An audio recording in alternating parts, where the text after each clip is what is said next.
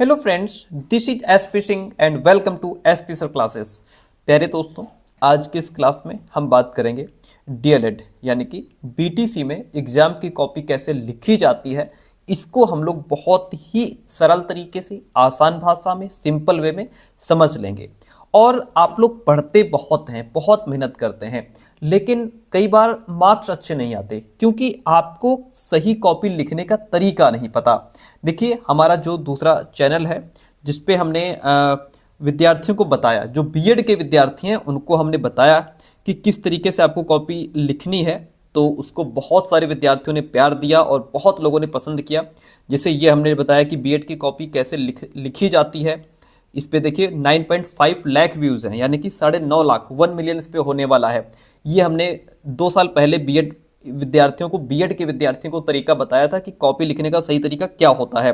फिर नीचे देखिए बीएड की कॉपी कैसे लिखें, है ना। इस पे देखिए 8.5 लाख व्यूज़ है 3 ईयर्स एगो। 3 साल पहले हमने बताया था कि कॉपी कैसे लिखी जाती है, उस पर 8.5 लाख व्यूज़ है, 9 लाख होने वाला है। फिर नीचे हमने अगला तरीका बताया कि बीएड की कॉपी कैसे लिखें। इस पे देखिए, इस पे भी 8.5 लाख व्यूज़ है। तो इस तरीके से हमने बीएड के विद्यार्थियों को बहुत बताया है कि किस तरीके से कॉपी लिखी जाती है। आज हम डीएलएड यानी कि बीटीसी के विद्यार्थियों को भी ये पूरी तरीके से समझा के जाएंगे किस तरीके से कॉपी लिखी जाती है। ये देखिए, बीएड में 90% लाना है तो आंसर कैसे लिखा जाता है। 6.5 लाख व्यूज है, 6,70,000। और अगर ऊपर बढ़ेंगे हम लोग तो नीचे देखिए, यहाँ पे देखिए कुछ भी पेपर में ना आए तब क्या करना चाहिए, उसके लिए हमने बताया था। इस पे देखिए 5.30 लाख व्यूज है। तो ये सारे तरीका हमने बीएड के विद्यार्थियों को बताया था। आज हम आप लोगों को बता करके जाएंगे कि किस तरीके से कॉपी लिखी जाती है। और हाँ, ये हमारा ही चैनल है, ऐसा नहीं हम किसी और का दिखा रहे हैं। स्मार्टर एवरीडे, ठीक है। ये देखिए, चलिए, तो इस तरीके से इसमें कॉपी किस तरीके से लिखी जाती है पूरी तरीके से मैं आपको समझा करके जाऊंगा, ठीक है। आइए शुरू करते हैं। चैनल पर नए हो तो सब्सक्राइब जरूर कीजिएगा। ये हमारा डीएलएड को लेकर के नया चैनल है। अब देखिए, इसमें सबसे पहला काम क्या होता है, बिल्कुल जीरो लेवल से शुरू करते हैं। देखिए, सबसे पहले मान लीजिए आप एग्ज़ाम हॉल में जाकर के बैठते हैं तो आपको कॉपी मिलती है, ठीक है। कॉपी मिलने के बाद क्या होता है कि फर्स्ट ऑफ ऑल हम लोग अपना जो भी रोल नंबर वगैरह है, रोल नंबर है, एग्ज़ाम सेंटर है, ठीक है, वो सारी चीज़ें उसमें कॉपी में फिल करते हैं, ठीक है। फिल करने के बाद अब क्या होता है कि आपको सबसे पहले तो पॉइंट आता है लाइनिंग करने का। बहुत सारे विद्यार्थियों को यही नहीं पता है कि लाइनिंग कैसे की जाती है। स्टूडेंट ये समझते हैं कि कई स्टूडेंट्स क्या करते हैं कि कॉपी जैसे मिली आपको, ठीक है, मान लीजिए कॉपी है आपके सामने, ये आपके कॉपी का पेज है। अच्छा, कॉपी का जो पेज रहेगा डियर फ्रेंड, वो आपको इस साइज की कॉपी मिलेगी, इस तरीके से देखिए। और हाँ, आप लोग जो फर्स्ट सेमेस्टर के विद्यार्थी हैं उनको दिक्कत होती है, बाकी तो फिर आपको एक्सपीरियंस हो जाता है तो आपको पता रहता है। इस तरीके की कॉपी मिलती है, ठीक है। ये लाइनिंग रहती है, इस तरीके की कॉपी मिलती है। ऐसा नहीं कि जैसे बाकी कॉपियां मिलती हैं इस तरीके से, ठीक है। ये इस तरीके से वर्टिकल तरीके से ये कॉपी आपको मिलती है, ठीक है, इस लंबाई की ये कॉपी मिलती है। अब इस कॉपी में भी बहुत सारे विद्यार्थी क्या करते हैं कि दोनों तरफ लाइनिंग कर देते हैं। क्या कर देते हैं? दोनों तरफ लाइनिंग कर देते हैं, यानी कि इधर भी लाइन, इस साइड भी लाइनिंग कर देंगे और सामने फ्रंट पे भी लाइनिंग कर देंगे। ऐसा नहीं करना है। हालांकि इसमें तो लाइन ड्रॉ है, लेकिन आपको क्या करना है, जो आपकी कॉपी रहेगी उसमें यहाँ पे लाइनिंग नहीं होगी। तो आप क्या करेंगे, ऐसे सामने ऐसे आप स्केल रखेंगे और स्केल रखने के बाद लाइनिंग कर देंगे, ठीक है। किससे बहुत सारे विद्यार्थियों को हमने देखा पेन से लाइनिंग करते हैं। यार, पेन से लाइनिंग कौन करता है, खाली टाइम वेस्ट करते हो। स्केच ले लो, क्या ले लो, स्केच, ठीक है। ये आपका ये ब्लैक स्केच है। अगर ब्लू हो तो ज्यादा बेहतर है, क्योंकि उससे आपकी कॉपी थोड़ा और ज्यादा अट्रैक्टिव दिखेगी। तो आप इसको क्या करो, ऐसे स्केच रखो और भैया लाइनिंग कर लो, ठीक है। स्केच से ये रहता है कि स्केच थोड़ा मोटा होता है, एक बार में पूरी लाइन कवर हो जाती है। वैसे पेन से अगर खींचोगे तो 2 बार लाइन खींचनी पड़ती है, खाली आपका टाइम वेस्ट होता है। ओनली दिस साइड, केवल इधर ही आपको क्या करना है, लाइनिंग करनी है। और ये जो फ्रंट साइड होता है, यहाँ पे लाइनिंग नहीं करनी है। नहीं तो बहुत सारे विद्यार्थी एग्जामिनर को बेवकूफ बनाने की कोशिश करते हैं कि हम इधर भी लाइनिंग खींच दें, इधर भी लाइनिंग कर दें, बीच में थोड़ा पेज बचेगा, कॉपी भरेगी, जल्दी क्वेश्चन कंप्लीट होगा, हम एग्जामिनर को बेवकूफ बना लेंगे। ऐसी धारणा अपने मन से निकाल दो। केवल वन साइड इधर आपको लाइनिंग करनी है, दूसरी साइड नहीं करनी है। इतना पॉइंट क्लियर हो गया। अब आते हैं मेन बात पे कि आखिर आप कॉपी को लिखना किस तरीके से। लाइनिंग की बात तो हो गई। देखिए, अब क्या करना है आपको कि आपका जो पेपर रहता है उसमें क्या होते हैं, एमसीक्यूज भी होते हैं, आपके वेरी शॉर्ट होते हैं और शॉर्ट क्वेश्चंस होते हैं, यानी कि बहुविकल्पीय, अति लघुत्तरीय और लघुत्तरीय प्रश्न में पेपर आपका डिवाइड रहता है। इसमें सब फर्स्ट ऑफ ऑल हमें क्या करना होता है, फर्स्ट ऑफ ऑल हमें एमसीक्यूज करने होते हैं, फिर वेरी शॉर्ट करने होते हैं, फिर शॉर्ट करने होते हैं। ठीक है, अब बहुत सारे विद्यार्थी क्या करते हैं कि 4 एमसीक्यूज कर लिए, 3 वेरी शॉर्ट आते थे वो कर लिए, 2 शॉर्ट आते थे वो कर लिए, फिर एमसीक्यूज कर लिए। That is very wrong method, वो बहुत ही गलत तरीका है। एमसीक्यूज पहले हैं तो पहले आपको सारे एमसीक्यूज के लिए क्या करना है, जो उत्तर संख्या है वो डाल लेनी है। किस तरीके से, देखिए इस तरीके से। अब आपको जब तक आपको क्वेश्चन पेपर मिलता है तब तक आपके पास टाइम रहता है 10-5 मिनट। लाइनिंग करने के बाद इस तरीके से बहुविकल्पीय प्रश्न डालने के बाद अपना हेडिंग से बहुविकल्पीय प्रश्न डालिए, ब्लू स्केच है तो ब्लू से डालिए, उसको ऐसे अंडरलाइन कर लेना है। फिर पेज के बीचों बीच में डालिए प्रश्नोत्तर संख्या 1, प्रश्नोत्तर संख्या 2, क्योंकि बहुविकल्पीय तो आपको करने ही करने हैं। नहीं आता है लास्ट में तो इधर उधर से थोड़ा हेल्प लेकर के, थोड़ा आपको, अगर आपने एग्जाम दिया है तो आपको पता होगा थोड़ी बहुत नकल चल जाती है, थोड़ा बहुत तो काम चल जाता है ना। पड़ोसी से पूछ लेते हैं, पीछे वाला बता देता है, उसको हम बता देते हैं, वो हमको बता देता है, वो चल जाता है, उससे पूछ के कर लेंगे। अगर किसी को नहीं आता होगा तो फिर कोई भी ऑप्शन उसमें से, जो 4 ऑप्शन है कोई भी एक इसमें लिख देंगे, जो हमको सही लगेगा। सही होगा तो ठीक, नहीं तो तुक्का चल गया तो अच्छी बात है। तो यहाँ पे इस तरीके से आपको डाल के रखना है, प्रश्नोत्तर संख्या 3, प्रश्नोत्तर संख्या 4, प्रश्नोत्तर संख्या 5, 6, 7, 8। अगर 50 नंबर का पेपर है तो भैया 15 एमसीक्यू इस तरीके से आपको लिख लेने हैं जब तक आपको क्वेश्चन पेपर मिलता है, या मिल भी जाता है उसके बाद भी, यानी कि 15 इस तरीके से प्रश्नोत्तर संख्या 15 तक आपको लिख लेना है। 25 नंबर का पेपर होगा तो 5 एमसीक्यूज होंगे। यहां पे प्रश्नोत्तर संख्या 1 आपने डाल लिया।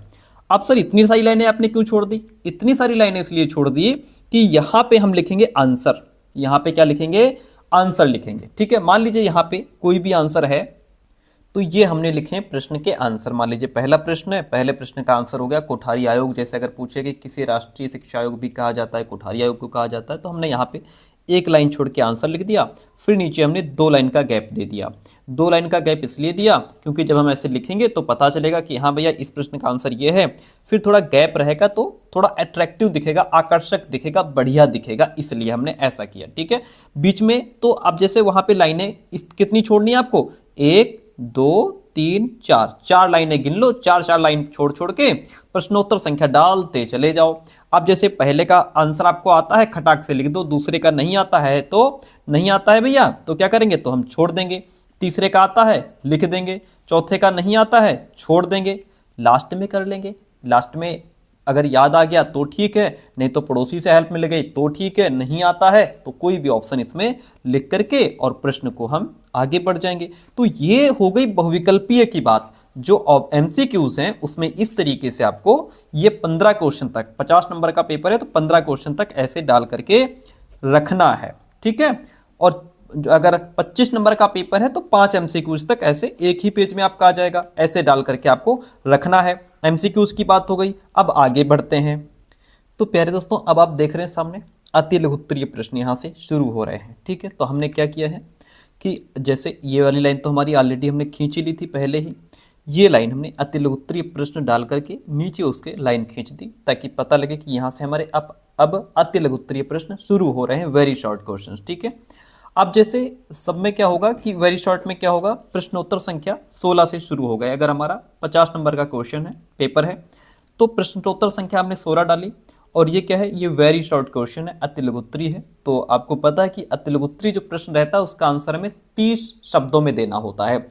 30 शब्दों में देना होता है। 30 से कम रह जाए चलेगा, लेकिन 30 से ज्यादा ना हो ये कोशिश कीजिएगा। नहीं तो फिर बाद में आप लोग कहते हैं सर हमारे लास्ट में जो है शॉर्ट क्वेश्चन छूट गए, हमारे बड़े क्वेश्चन 2 छूट गए, 3 छूट गए। उससे क्या मतलब है, एक भी क्वेश्चन छोड़ना नहीं, यही सबसे अच्छी बात है।